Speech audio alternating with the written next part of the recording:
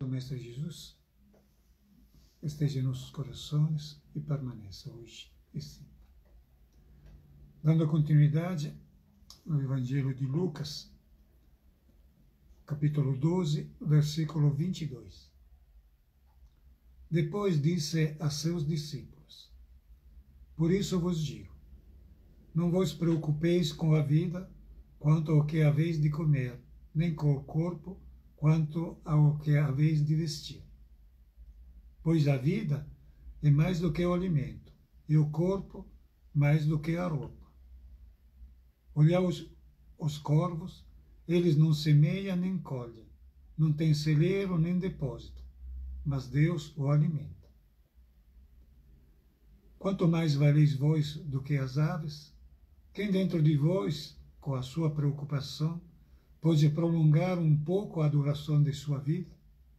Portanto, se até as coisas mínimas ultrapassam o vosso poder, por que preocupar-se com as outras? Considerai os lírios, como não fiam nem tecem. Contudo, eu vos asseguro que nem Salomão, em todo o seu esplendor, se vestia como um deles. Ora, se Deus veste assim a erva do campo, que existe hoje e amanhã será lançada no forno, quanto mais a vós, homens fracos na fé. Não busqueis o que comer ou beber, e não vos inquieteis, pois são os gentios deste mundo que estão à procura de tudo. Vosso Pai sabe que tendes necessidade disso. Pelo contrário, buscai o seu reino, e essas coisas vos serão acrescentadas. Não tenhais medo, pequenino rebanho, pois foi do agrado do vosso Pai dar-vos o reino.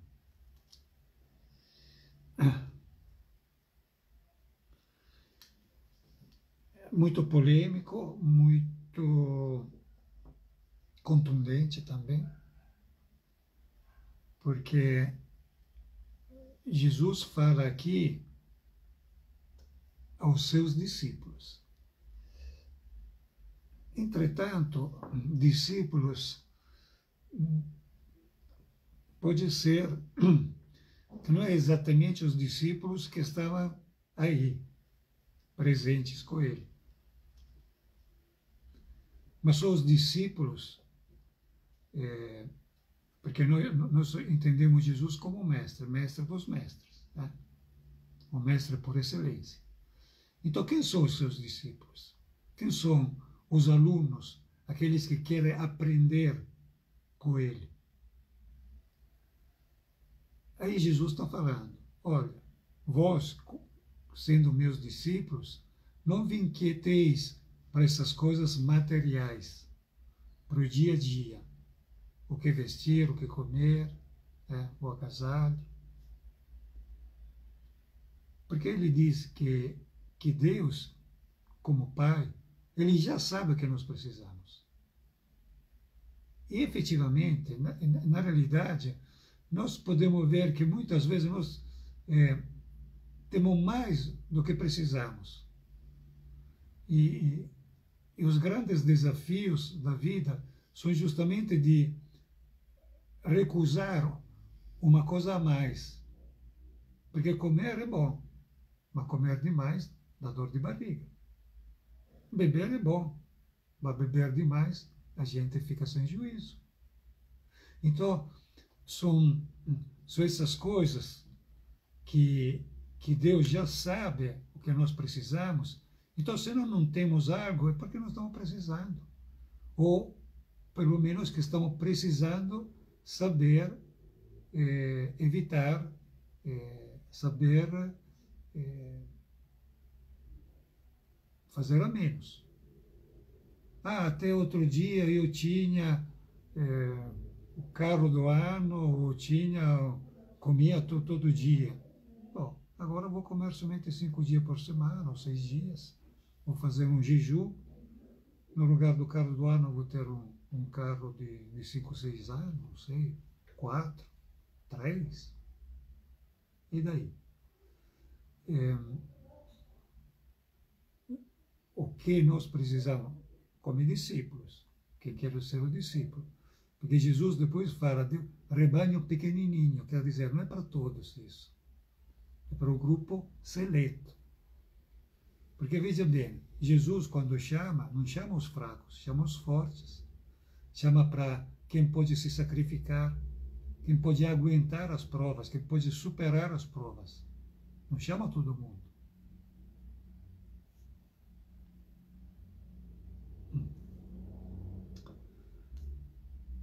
No versículo 33 fala: vendei vossos bens e dai esmola. Fazei bolsas que não fiquem velhas, um tesouro inesgotável nos céus, onde o ladrão não chega nem a traça rói. Pois onde está o vosso tesouro, aí estará também o vosso coração. E aí, se de repente nós temos já muita coisa a mais, e a gente fala, bom, mas o que eu vou fazer com essa coisa a mais? Vende, dá aos pobres. Quer dizer, faz obra de caridade, faz obra de justiça, como já explicamos várias vezes.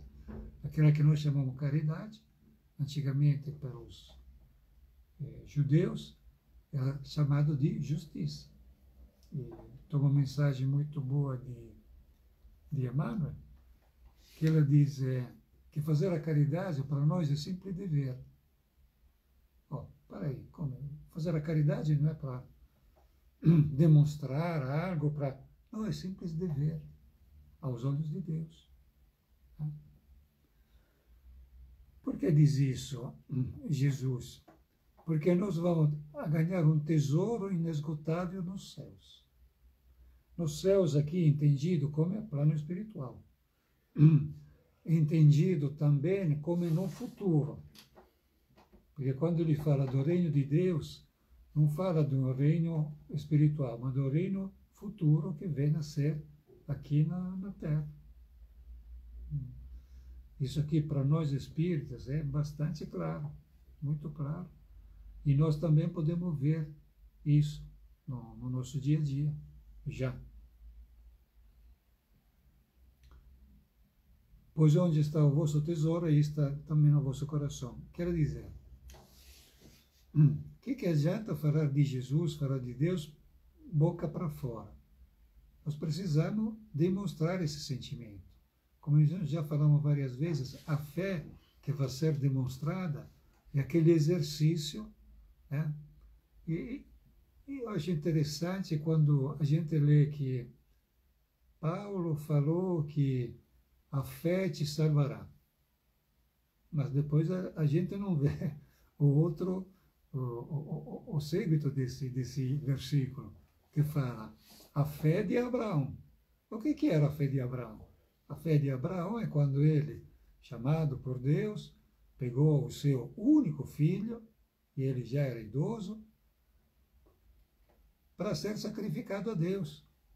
Mas como é que Abraão tinha muita fé? Falou, vou fazer sim. Não ficou titubeante, não ficou questionando, fui lá e fiz. Não, fiz não. Porque depois Deus falou, não precisa. Mas Abraão teria feito. Ele foi lá para fazer.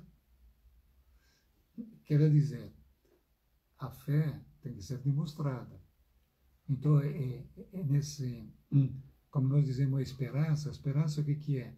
É a atitude que a gente tem, trabalhadora, não é de esperar, mas de esperançar, quer dizer, de trabalhar para atingir algo, para conseguir algo. E isso aqui deve ser feito, logicamente, com o sentimento. Porque se nós colocarmos o sentimento verdadeiro, como dizer, não há serviço, porque serviço, vai dizer,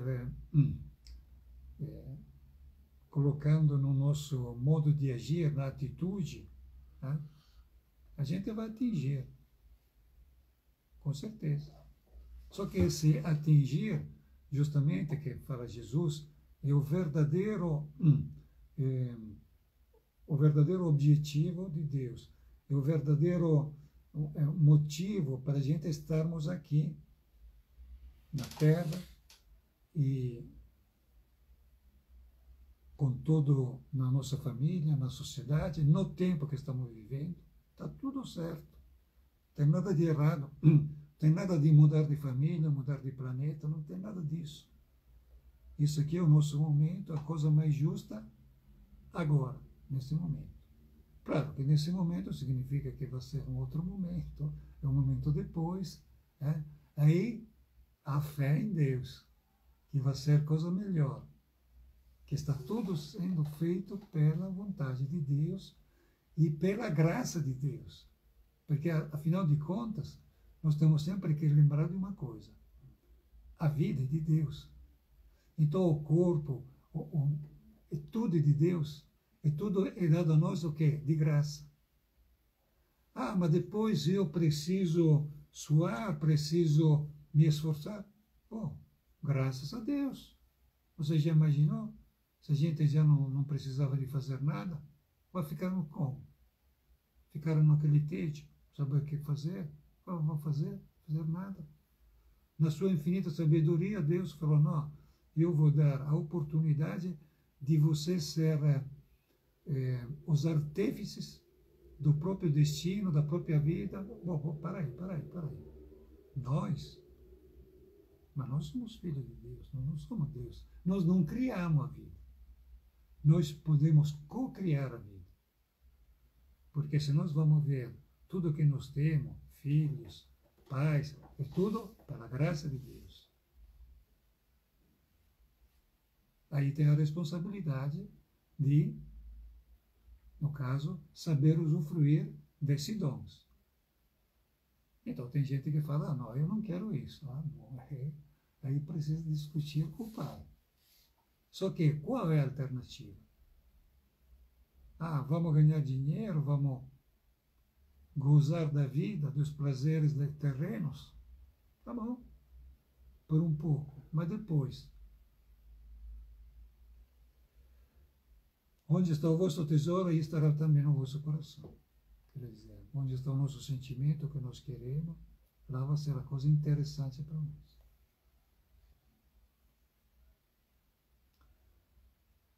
Tende os rins tingidos e as lâmpadas acesas. Sede semelhantes a homens que esperam seu Senhor voltar das núpcias, a fim de lhe abrir, logo que ele vier e bater. Felizes os servos que o Senhor, a sua chegada, encontrar vigilantes. Em verdade vos digo, ele se cindirá e os porá à mesa, e, passando de um a outro, os servirá. E caso venha pela segunda, terceira vigília, felizes serão se assim os encontrar. Compreendei isso. Se o dono de casa soubesse em que hora viria o ladrão, não deixaria que sua casa fosse arrombada. Vós também estáis preparados, porque o Filho do Homem virá numa hora que não pensais.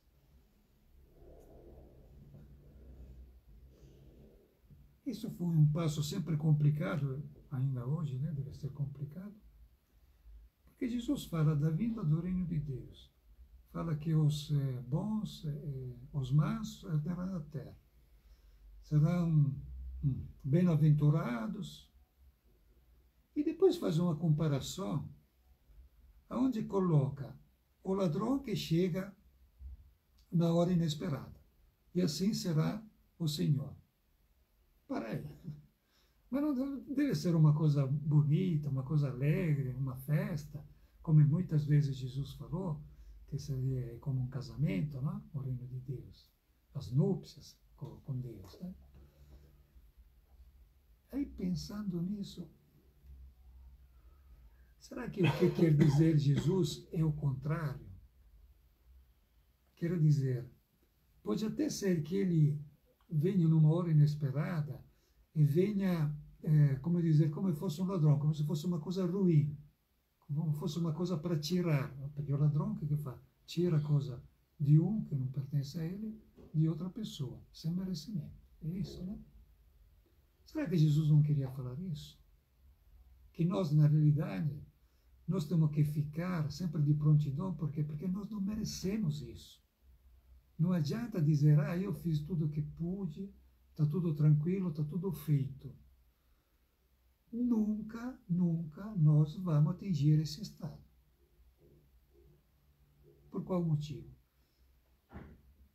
Bom, isso teria que perguntar para Deus, porque, afinal de contas, quando Deus criou o Espírito, criou sempre o Espírito em eterno para se melhorar em eterno.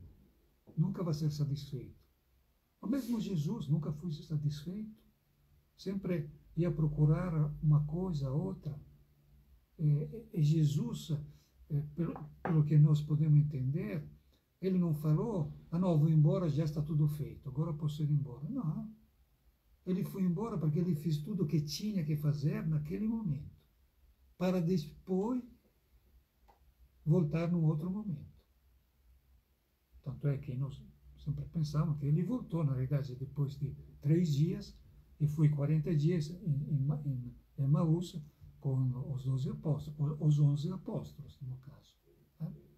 Bom, mas isso quer dizer, é uma coisa para se pensar, que afinal de contas, nós nunca podemos estar satisfeitos para dizer, posso morrer tranquilo, Jesus pode me pegar, Deus pode me chamar nesse momento que não tem problema nenhum. Muito pelo contrário. É sempre uma coisa para ser feita. E na hora certa virá, e ai daquele que pode ter um arrependimento e falar, não, deixa que tem que fazer mais uma coisa aqui. Não dá.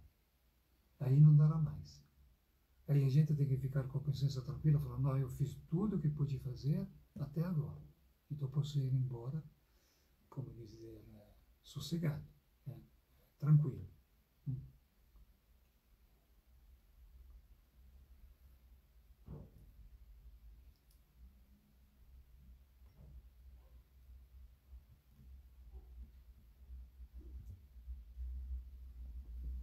Então Pedro disse ao Senhor, Senhor, é para nós que estás contando essa parábola ou para todos?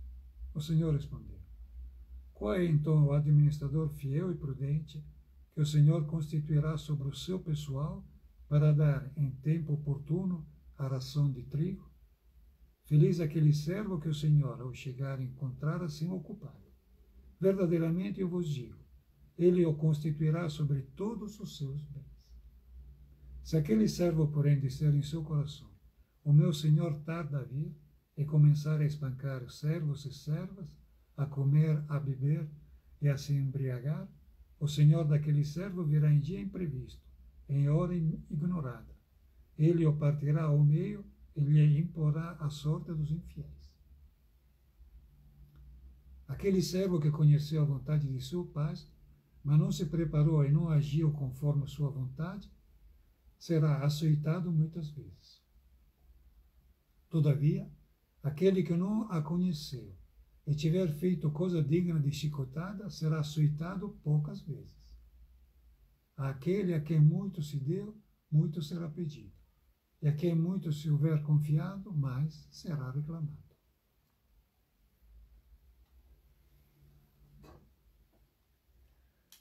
E aqui tem a pergunta de Pedro, que parece que nós já respondemos, para dizer, por que está falando isso? E aí Jesus fala, explica, e no final ele fala, quem não está sabendo disso, pode até fazer coisas incorretas, aí será castigado. Mas menos que aquele que sabia o que podia ou não podia fazer, e fez o que não podia fazer, que não devia fazer, ou fiz de uma maneira incompleta, mas menos. É por isso que nós estamos estudando, é por isso que os judeus sempre falaram que o primeiro passo da sabedoria é o temor a Deus. Temor a Deus não é no sentido de medo, como muitas vezes é traduzido, mas temor a Deus é no sentido do respeito a Deus, da consideração que se tem de Deus, e no caso de Jesus. Porque se nós considerarmos, se temos Jesus como mestre, nós temos que fazer o que ele falou de fazer. Tem muitas pessoas que falam, eu não vou fazer como Jesus. Quem sou eu? Jesus podia fazer ou não? Tudo bem. Jesus não falou alguma coisa para nós fazermos? Falou aqui. O que devemos fazer? Então temos que fazer.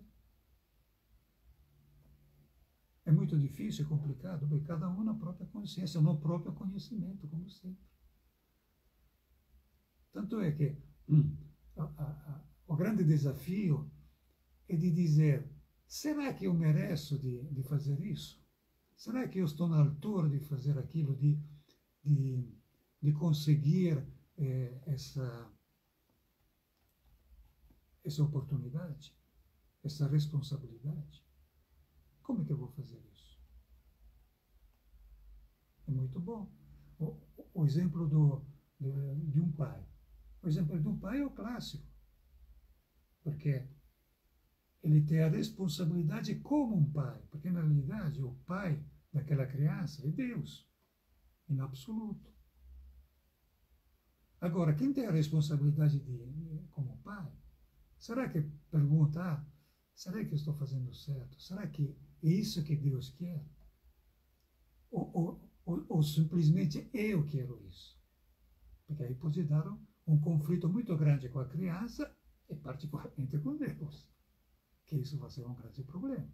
Com a criança a gente pode até dobrar, pode até ganhar, mas é Deus.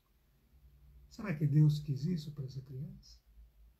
Isso é um exemplo, como em muitas coisas. A pessoa quer ganhar muito dinheiro, quer fazer uma profissão, mas de repente a sua, como dizer, as suas qualidades, o desempenho que melhor que ele pode fazer é outro. Mas ele ganha menos dinheiro. E daí? Será que você precisa de todo esse dinheiro? Será que Deus não vai te dar uma compensação por isso? Isso claramente é de cada um. Que isso é o grande desafio. Saber o que são, como dizer, as nossas paixões e quais são as nossas virtudes. O que nos compete. Tem uma frase de Paulo que diz o seguinte: tudo posso, mas nem tudo me convém.